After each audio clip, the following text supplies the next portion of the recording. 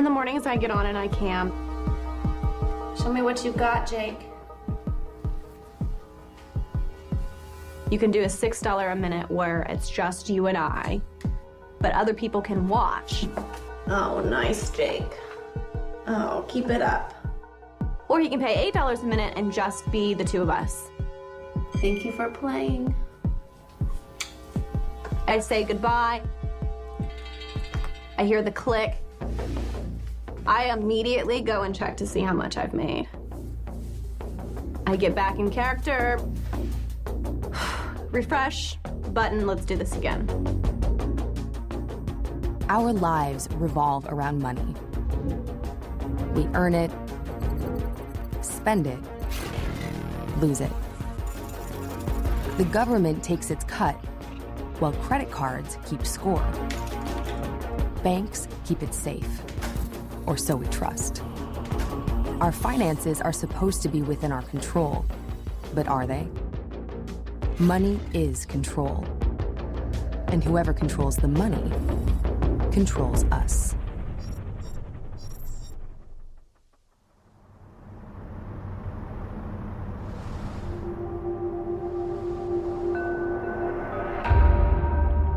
You know, I'm actually shocked about the amount of men that work all day and watch cam girls. What are you pervs out there? A lot of my day regulars are working. So they kind of have me on mute or they have me in the background, and so I just chit chat. I'm working too. This is Allie Knox. For the past 2 years, she's turned to the internet to make a living. In the beginning, I was just camming. And when I started to see that not match up with where I wanted to be, I went to other sources. It became my business. You want to buy dirty things? How much? Fine. I got all kinds of shit. What would you like to have? Also shoes, socks, bras, underwear, hair, Kleenexes, foot dust. They can also order customs from me where they direct. They tell me what they want me to say, what they want me to wear. I sold one for $450 last week.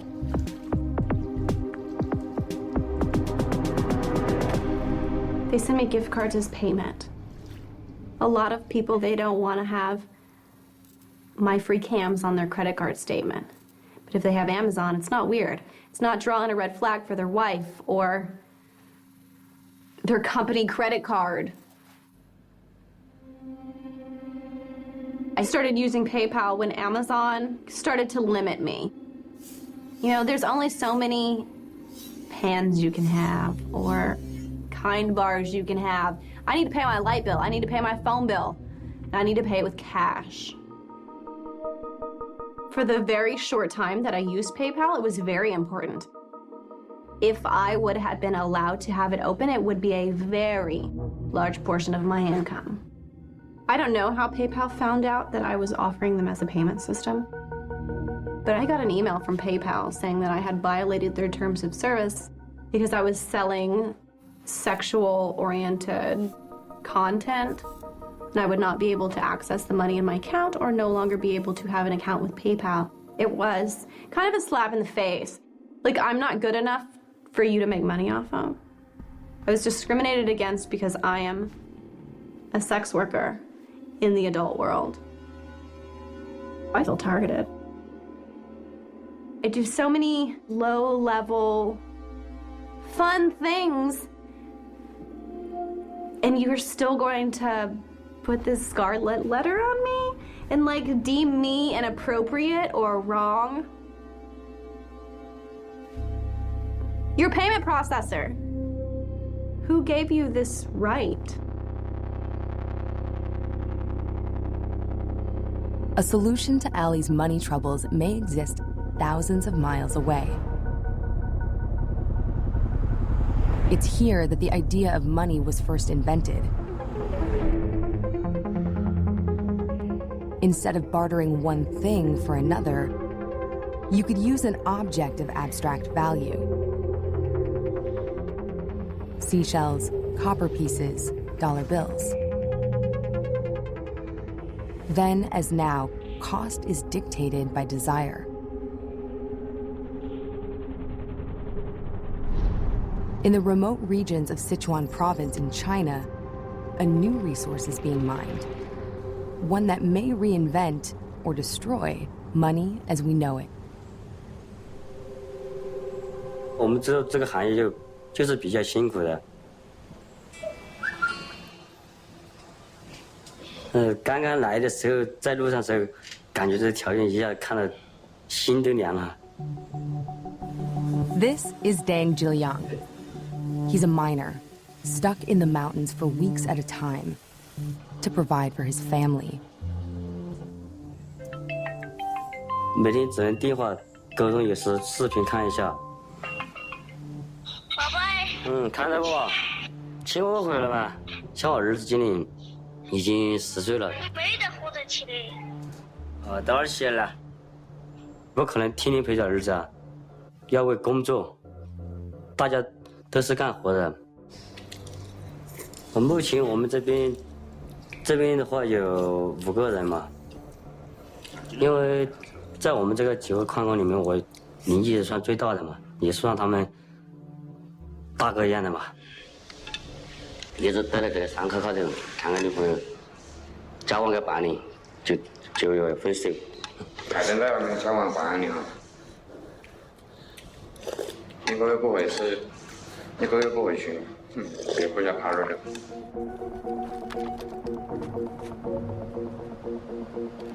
到9点早餐吃，然后8点钟开始上班，上班第一时间嘛就把机器该维护机器的维护机器，有问题的先处理嘛。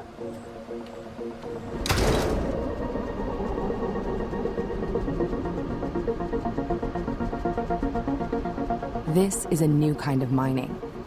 Not for gold or silver, but for Bitcoin.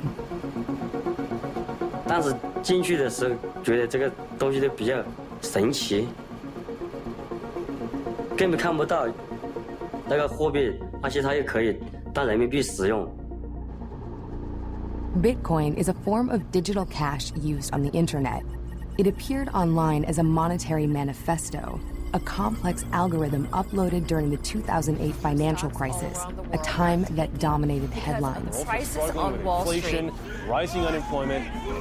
No one knows for sure who created it, an invisible hand that wanted to disrupt a system rife with corruption and human error.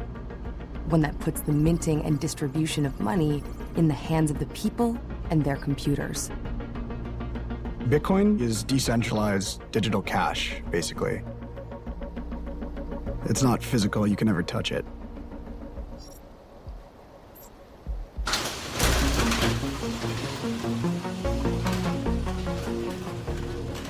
This is Dan Conover. He's a programming entrepreneur who traded a cushy job with benefits for the brave new world of Bitcoin.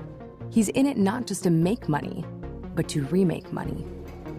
I used to work at Amazon, and I had someone there show me a Bitcoin mining rig, essentially. And I didn't know what it was, and I went home, and I researched all about this. It was just some of like the most perfect, beautiful code I've ever seen. Bitcoin's beautiful code is just a series of ones and zeros, code that for a time didn't have any meaning or reason for existence. Until someone ordered 2 large pizzas with all the toppings. It didn't have a value until the pizza transaction. A guy was convinced to deliver pizza for 10,000 Bitcoin. That was the first transaction that involved something that had value. And that's when the price of Bitcoin started going up. And it's been going up ever since, with a few dips along the way, eventually reaching a global worth of over $10 billion.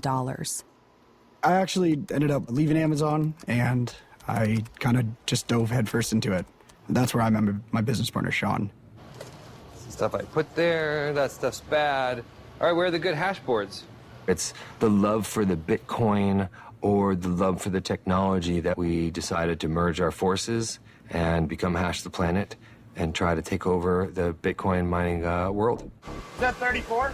They run a mining and hosting facility where digital prospectors can hook up their machines to stake a claim in the Bitcoin boom. Since its world debut, Bitcoin has emerged as a rival to the central banks. Or maybe it's a solution in a time when global financial disruption splashes across headlines. China continued to devalue its currency, the yuan. The British pound is falling for a fourth day since the Brexit vote. Protesters balked at proposed austerity measures in this debt-ridden country. I think a lot of people don't trust their governments around the world. And I think people are looking for an alternative. It's money for the people, by the people, and the people own it. Obviously, there's going to be a lot of people that fucking don't like it because of that, but that's why it's disrupting. Bad board can't fix, bad board I assume that one is... ever work. It's probably burnt. I do think there's some hardcore junkies that really want a world where it's all digital currency, but the majority of people use Bitcoin as a way to make capital gains, making money. But there's a few that are using it for illegal activities. Onza Market is a darknet marketplace vendors can use to offer various goods, which are otherwise illegal to sell and buy.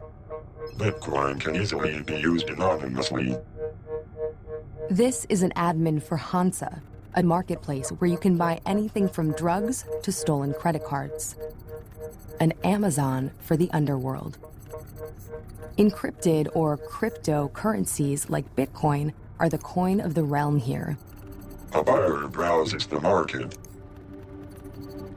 He selects the amount he wants to buy, enters shipping information, and gets directed to the payment page, which displays the exact Bitcoin amount he has to pay. The buyer can then optionally give feedback, positive, neutral, or negative. The wider philosophy on the market is creating a safe environment to buy drugs. We understand why governments do not allow drugs, but as with anything that is not allowed, if you really want to have it, you can get it. Period. The banks have the Fed, but Bitcoin answers only to an algorithm. It has no CEO to arrest, no code of ethics, and there are no terms of service. My student loans were always the #1 factor for me getting into camming and staying in camming. I went to a liberal arts school.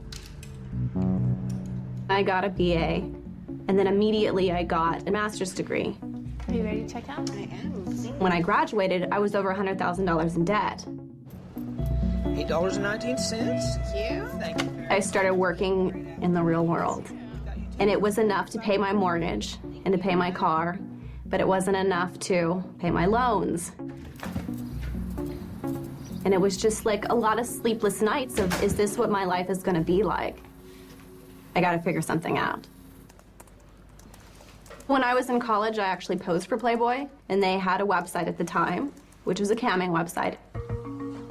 So I started camming, and then started making money. Good morning. And realized this is my answer. I do make customs. I was in a camera, and one guy said, "Can I pay you in Bitcoin?" Well, I thought it was bullshit, fine, whatever, let's walk me through. So he walked me through, and literally 3 minutes later, he's sending me cash. And then for you to send me money, all of your money, I can just show you my QR code. You can just scan it from your Coinbase account and send it to me just like this. This is where Allie's world collides with miners around the world. Imagine that a customer wanted to buy a video from her using Bitcoin. That transaction gets sent along to miners like Dan in Washington, to rigs in China overseen by Dang. A global network of computers that verify the buyer has Bitcoins and that Allie wants them. Once the transaction is legitimized, she ends up with Bitcoins in a Bitcoin wallet. These can be traded online for US dollars. So basically, everyone is running the exact same code. The miners are validating transactions that are happening within a 10-minute period, and the first ones to validate all the transactions essentially receive a reward of 25 Bitcoin, which is called a block. In other words, the Bitcoin economy depends on tens of thousands of processors around the world to run its algorithm. The operators of these processors are paid by the same algorithm in newly minted Bitcoin. Someone dubbed the term mining because there's only 21 million coins that'll ever be released. So it's essentially like precious metal on the earth. So you have to mine that to get it out. There's only so much of it. PowerWorks fails to boot, so this is most likely just the BeagleBoard controller. Ugh, it's heavy, motherfuckers. But it definitely started out as some kind of a passion for me. Now it's just drive the business forward, more money, more employees, growth, growth, growth. But this enterprise comes with a potentially massive cost, one that impacts more than just the wallet. These machines consume an incredible amount of power. Right now, we're the equivalent of 80 to 100 houses running full power. When we're done with our current build-out, we could be between 1,500 and 2,000 houses. I mean, that's a whole town. So putting us here in Washington, the hydroelectric definitely gives us very cheap power. We're turning water into money. The water is converted to electricity. The electricity is converted into Bitcoin, which is money. Miners are staking claims around the world, competing for the cheapest power to run as many machines as they can for greater profit. Our biggest competitor is 100% China. The regulations are almost nil, if there are any regulations. 我们竞争的对手应该是全球范围内的所有的矿工。 This is Eric of How BTC. He makes regular visits to this mine and is always looking for cheaper power sources to fuel these massive centers and hopefully expand. 算力集中在中国是有它的必然性的。这么大的面积的国土上，有很容易找到一个比较廉价的电力资源，然后劳动力成本相对也比较低，建设周期也比较短。像美国的话，因为他们需要各种各样的合规，然后要建立这样一个设施的话，要耗费比较长的时间。然后我相信我们成本的控制在全球方面，全球范围来讲都是比较有竞争力的。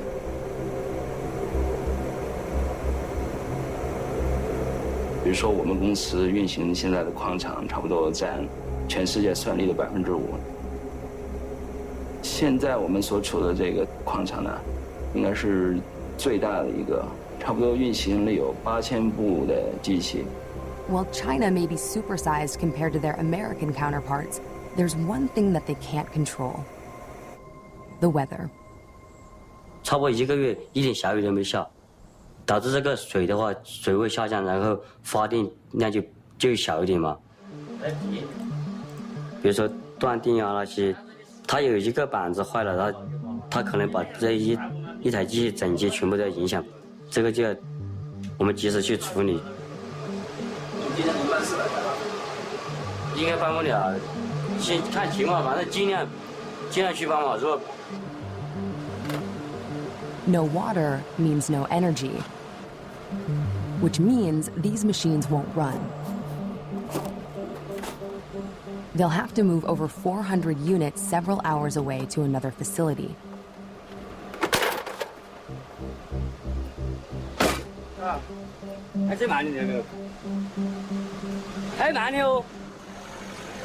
While How BTC's rigs are offline, some other Bitcoin miner, somewhere, is cashing in, processing Allie's latest transaction in her new enterprise as a financial dominatrix. I think my clients are interested in using Bitcoin because it's safe for them, specifically in financial domination. I'm expecting everything out of you. Every last drop. FinDom is actually financial domination. It's a fetish. All being driven by your money, your loyalty. Now be a good little slave. It's complete control over your life, your thought process. Fucking payment. They want to be crippled. They want to be controlled. That's all I want from you. It's your money, your gifts. They're tipping me as I'm doing this interview because they want me to think about them. Going to crush you. It feels really amazing to have that kind of control over someone, specifically financially, and I can say that because something has had a control of me, specifically my finances, and it's been my debt. I feel like I certainly have more control with Bitcoin. Bitcoin doesn't discriminate. Bitcoin doesn't call me high risk. With Bitcoin, I don't want to say I feel any more secure than the fact that I have, cash in my pocket. If you take $1 and you hold a lighter up to it and catch it on fire, and you burn it, it's gone. If you lose the ability to get into your Bitcoin wallet or send your Bitcoin to the wrong person, it's pretty much gone. In the past, a lot of darknet markets exit scammed. Buyers had to deposit their Bitcoins into the market before they could place an order. The market admins kept their market online long enough to acquire a massive amount of money until they just shut it down. All of the deposited Bitcoins with a combined value of millions of dollars were stolen. Whatever the intentions of its creator and adopters, Bitcoin is high risk and high stakes. But deep in its code are several unbreakable rules. One, that only 21 million coins will ever be mined. And two, that the amount of coins that can be mined at a time will be halved, roughly every 4 years. The halving could totally affect our business operations because our customers are getting 25 Bitcoin per block at this moment in time, and it's going to be 12.5. If the price of Bitcoin doesn't rise, then they're going to be making half of what they were making before. I see there's going to be 3 options after the halving, basically. Option 1 is the best option. Speculation drives the price way up. Option 2, just woohoo, nothing happened. Option 3 is the scary one. What happens when a ton of machines become non-profitable and they just bulk unplug and trigger huge sell-offs? And so that could just drive the price way, way down. I liken it to Y2K. There's a lot of thought into what you could potentially do to prepare for it, but there's really nothing to do. You're just gonna wait for that to happen. Everyone's known about this since the day that they started.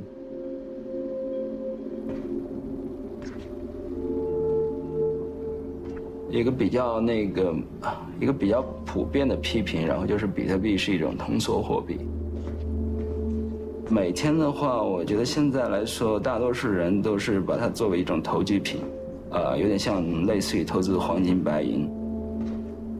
比如说，今年1块钱一个比特币能买2个苹果，然后明年可能能买5个苹果，这样就会激励人们进行储蓄，而不是去消费。而当消费就是处于一种抑制的状态，然后经济可能会出现衰退。The Bitcoin network has grown in ways nobody could anticipate or regulate. An algorithm running on tens of thousands of machines and counting, mutating into an uncertain future. What was the last difficulty change? I'm not sure. I'm just curious how many people are going to unplug. Everything's being hammered right now. Bitcoin's code is supposed to make the currency stable, predictable. But what happens next is anybody's guess. Yeah, it's still about the same. Is it? Yeah. It's currently trending at $1,000. If miners unplug from the network en masse, transactions could freeze, users could panic, and the value of Bitcoin could plunge. There's definitely a massive sell-off right now. Look at that. What do you think it's going to hit? I think it's gonna tank down to the 5s and change and stay there. That's my thought. I'm concerned because our business is 100% directly reflected on the price of coin and the profitability of our customers. If they can grow, we can grow. That's all there is to it. That's it, man. As the clock strikes 0, it ushers in a new era for Bitcoin. Newly generated coins, look. 12.5. We're good. And the price did not go up. No, it didn't go up. And it didn't crash. It kind of crashed. It was trending at like 660 and now we're at 630. So it's not the end of the world, but we'll see. Even if Bitcoin passes this test of its own making, it faces greater challenges beyond its control. To win the trust of the people, or become crushed under the weight of its own algorithm. I do learn a lot by getting screwed, and I think that I'm gonna have to be screwed to learn more about this. And I don't even know that it's possible to screw or be screwed with a Bitcoin. Because when somebody asks me, has your name gotten out? Has your bank account failed? Did you lose money? Answers to those kinds of questions are gonna be what propels people to use this. But I do know that Bitcoin is making things better for me. Hi, Steve. I started with over $100,000 in student loans, and next month will be my 2-year anniversary of camming. I have $6K left.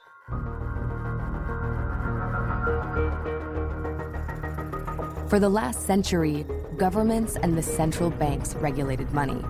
Today, it's an algorithm, a code that has no known creator and cannot be canceled. Tomorrow, dollars and coins will go the way of seashells. And in the network, we'll trust.